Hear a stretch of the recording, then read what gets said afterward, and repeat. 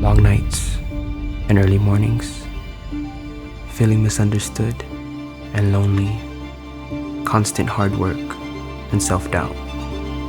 This is all part of having the courage to chase your dreams and become successful. Are you going to take the risk? I have, and it's worth it.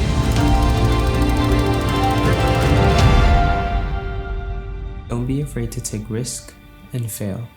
These are the experiences that will help you grow and evolve into a better version of yourself. Start today, be better tomorrow.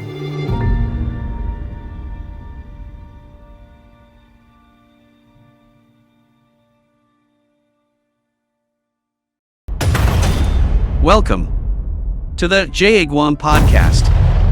The views, thoughts, and opinions expressed in the podcast belong solely to the host and guests, and not necessarily to Junior Achievement Guam or its affiliates. Okay, welcome everybody. We're on week 14. This is where you guys are all preparing your business presentation and final trade fairs. Last week, we had some training with Jason and Jane. Jane is both of our board members. Jason is a professor at the University of Guam and does a whole lot of accounting work for a company here on Guam. And then you have Jane Ray, who is also a counselor at SBDC and also is located out of the University of Guam. And then we also have our illustrious executive director, Pinki Lujan. So she's going to start us off with just kind of updating what's been going on. The trade fair has been going on as far as some of the advertising and presentations these kids have been doing online. So why don't you take it away, Pinki, and let everyone know what's happening. Thank you, Meg, and happy day, everyone. So yes, the student companies have been very, very busy. And I really want to commend the students, all of them, every single team. They're faced with so many challenges, from producing the products to selling the products, even having to get the products from point A to point B into the customer's hands. For some teams has been quite a challenge. We've got a couple of teams that have already sold out. We've got one team, third production run. So, they're all doing remarkable. And the creativity, the ability to overcome this COVID pandemic and not being able to meet in person has been really a remarkable experience. And you can really see the teams and the students grow, not only individually, but as a team, as a company. So such a huge learning experience. And one of the things too that we realized is JA and this organization and the program that we have presented is an asset more now than ever. So we're super excited about next year and all the new programs that we're going to also be introducing at all the different age levels, the grade levels. So please keep an eye on JA Guam, because it's going to be a phenomenal year next year. So going back to this year, because it's not quite over yet, the students some are still selling, and even that, they've been very resourceful. We've got 4 teams still selling on mallofguam.com, so you can still go and check them out. Some of them have wonderful, beautiful Instagram pages. Some are on Facebook. Some went all the way and actually created a website, so you can go and still purchase their products. So again, they're all at different levels, but the good news is, and I'm really proud of the students for doing this, their personal deadlines are before their Christmas break, which for some schools is already happening. So they want to close out, they want to prepare for the annual report, and so they're not doing it last minute. And that was the biggest concern, especially again with the challenges that we have this year. So just a little bit of housekeeping, or mark your calendars. The Company of the Year competition will be a virtual competition. So mark your calendars for January 9th. It's a Saturday, and that will be the Company of the Year. So we're super excited about that. And then the award ceremony will be the following Saturday, virtually as well, on January 16th. So just keep on keeping on. And, again, the teams, the students, they've really come a long way. And I'm just really impressed because they're on task, they're following the deadlines and everything. And so they know that the annual report is the big deadline, which is December 31st. So Meg, thanks again. And Jason and Jane, thank you so much for doing the financial workshop for the students as well. All right. Thank you, Pinki. I know it's been kind of exciting. And there's a whole lot posted on Facebook too. So between Instagram and Facebook, go check it out. So like Pinki said, last week, Jason and Jane held a officer training for their annual report and their finances. And they really went through the balance sheet, what your assets, how to liquidate the company, etc. So I guess I just wanted to ask you to, what were some of the things that came up in the meeting, and what are some of the things that you really kind of tried to drive home? Because I know, Jason, you've been a judge more than once, I believe. And Jane, you've been around enough, and you deal with entrepreneurs all day long. So what kind of things are you looking for? What kind of things do you think the judges are going to be looking for with their annual report and just with their final trade fair, their final trade presentation? Yeah, on the annual report. So the thing about JA, when the students think about it, step back and take a look at it, even the advisors, right? It's basically looking at a business on all their cycle or life cycle. When you introduce the business, when you grow the business, Pinki said that there's a second demand or second wave of demand coming from. So you have your growth, maturity, and then now you're going to decline, and because you're going to liquidate. So you compress that in how many weeks only, and then you go from the beginning when they start looking for capital all the way to the very end when they liquidate, right?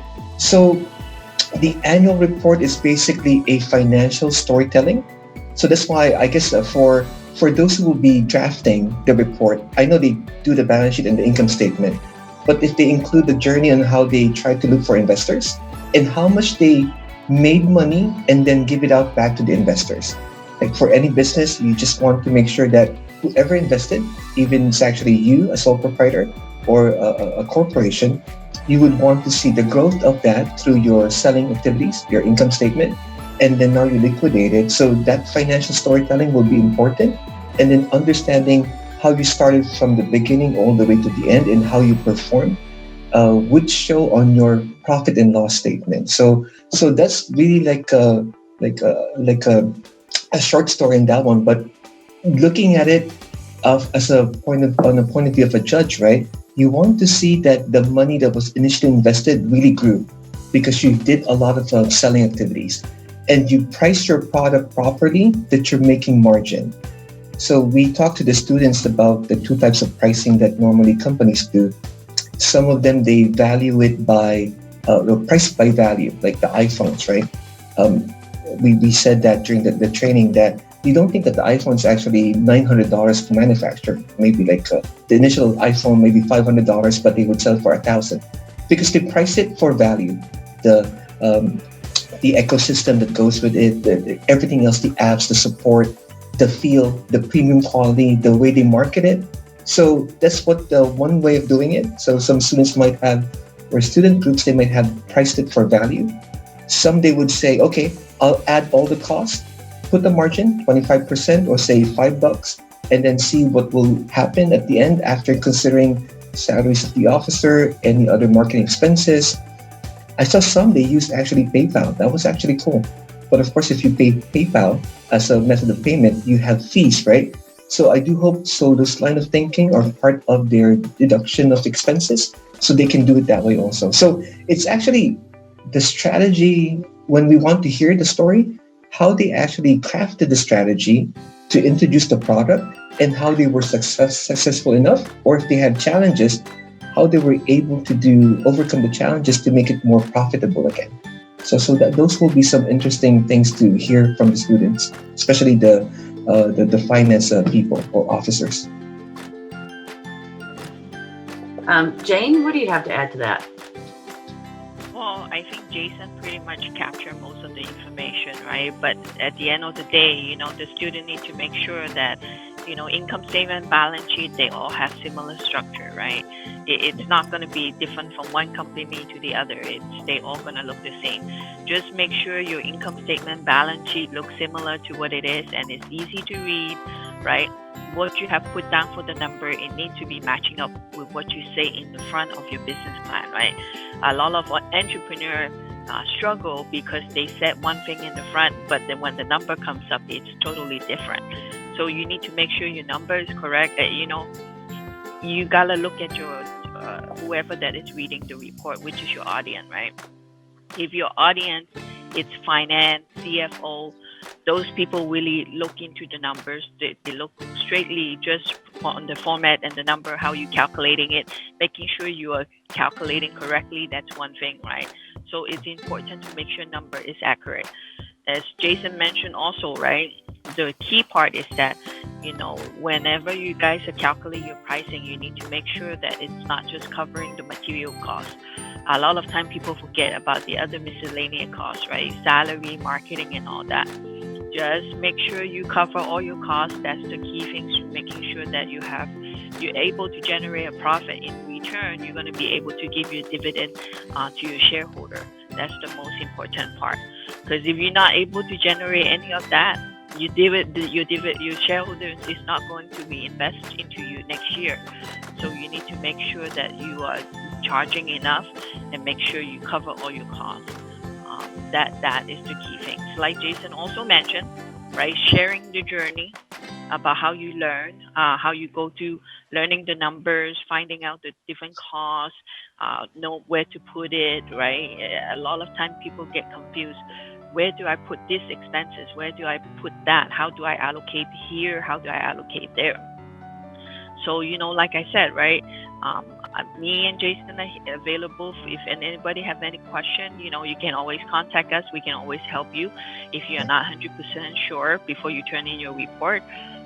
But just making sure to enjoy yourself, share the story. That's the things that the judges want to hear. They want to see how you learn it, what triggers it, how it come about. Those are the storytelling. It's very important in the business.